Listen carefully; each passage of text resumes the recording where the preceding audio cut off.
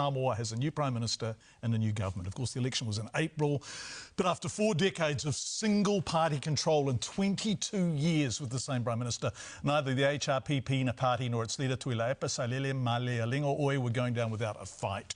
On Friday, the country's appeal court called time on that, doing what Samoa's voters had done, declaring the faamautinoa Samoa Uatasi Party government and Fiame Naomi Prime Minister, a new dawn, led by the daughter of Samoa's first ever Prime Minister, led by Samoa's first ever female Prime Minister, led by a politician who's done what only months ago seemed impossible. Fiame Naomi Prime Minister, welcome Afioga and tamaitai. Congratulations. How are you feeling, Prime Minister? Very good. Thank you, John. Nice to see you again. It's nice to see you. It's been a strange few weeks, hasn't it? You spoke on, and congratulations, you spoke on Saturday of being committed, and I quote, to returning this country to the special place dreamt of our forefathers when they grabbed the mantle of independence almost 60 years ago. Of course, your dad was pivotal in the shaping of Samoa under independence. I want to talk to you about what your dreams look like now. What is it you want to do? Well, John, government work, it's not that sexy. And our first order of business, of course, is to get a budget in so that government operations would go. As you've seen the last few weeks, and with HRPP being in government for such a long time, it has really impacted our public service. So, in terms of getting the operations of government doing, that has to be a priority for us, is to bring about the change that we need to do and to take along the public service with us. It's a change for them because most of them have never had another government except HRPP. It's an in-house thing, but like most things, you have to get your house in order.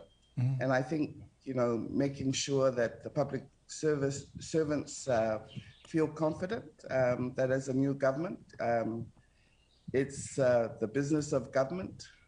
They have a role to play.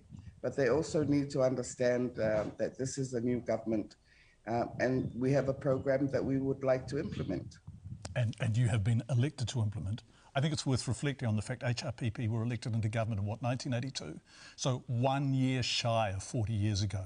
Tulai had been Prime Minister since 1998. So you do have a civil service inextricably tied to one Prime Minister, yes, and one political party. And your message, yes, to them is, things have changed. We are government now. Work with us. Yes. It's the same for many governments. It's just that in our particular situation, it's been a very long time coming.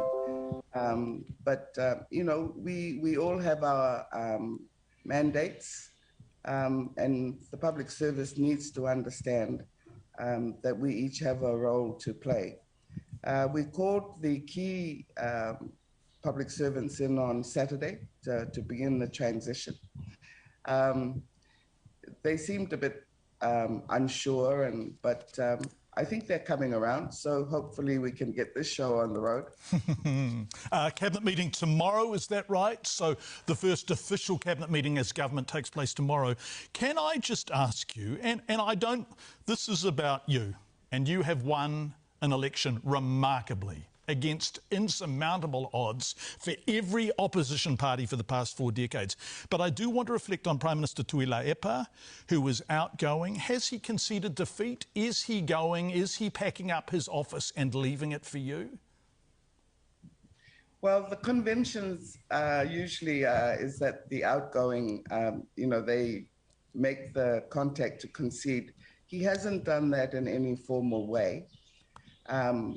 He's actually sent me a message to say whether we might give them 7 days.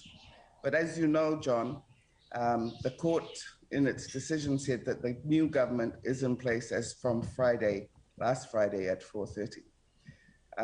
So the message has gone that they've had the weekend, and by the end of today, the offices should be cleared for government to move in tomorrow. We've also asked, in the usual Samoa way, whether they would entertain having a meeting between the two cabinets this afternoon.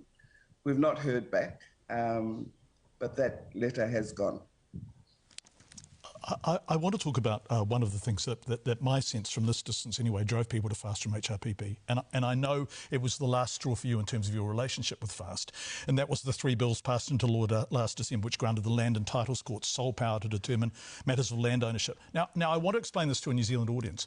This was taking things out of the hands of the courts, including the top court in Samoa, the Supreme Court, and saying this can be enforced by the Lands and Titles Courts according to Samoan customary law.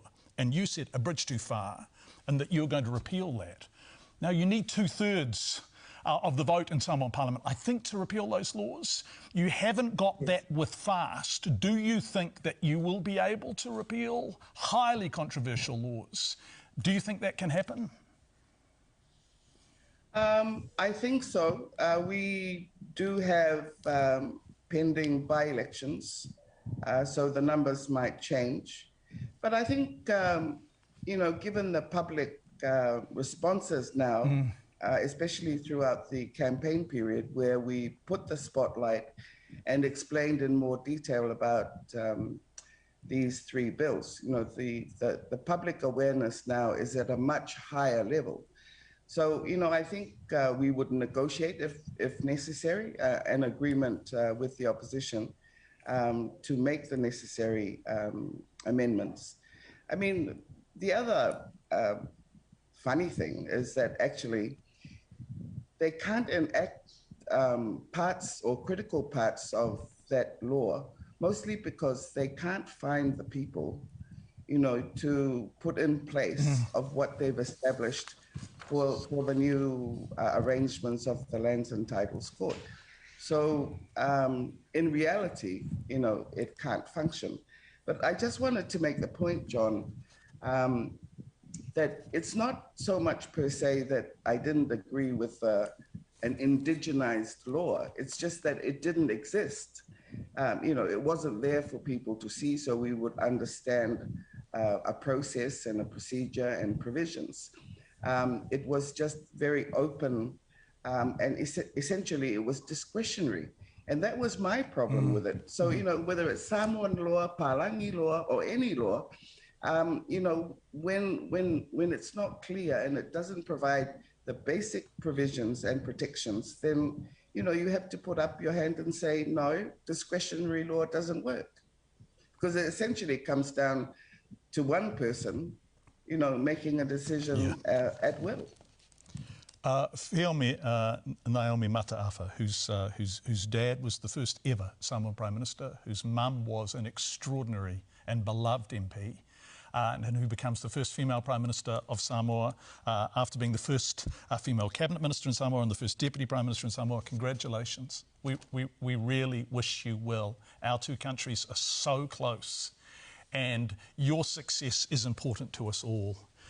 Congratulations on having won the election, and we really do wish you well. Thank you for joining us this morning.